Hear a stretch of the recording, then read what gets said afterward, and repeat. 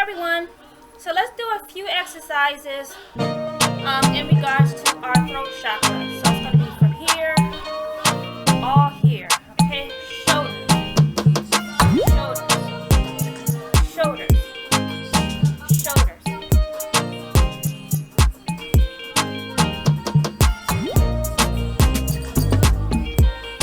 Rolling back.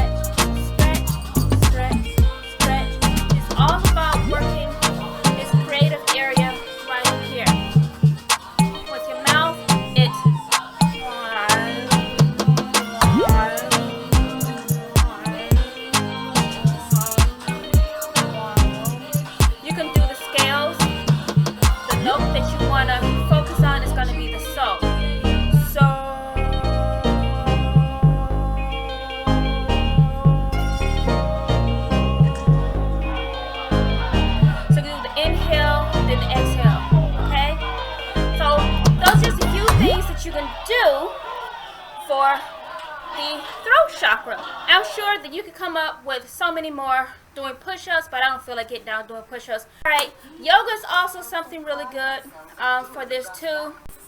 Thank you guys for watching.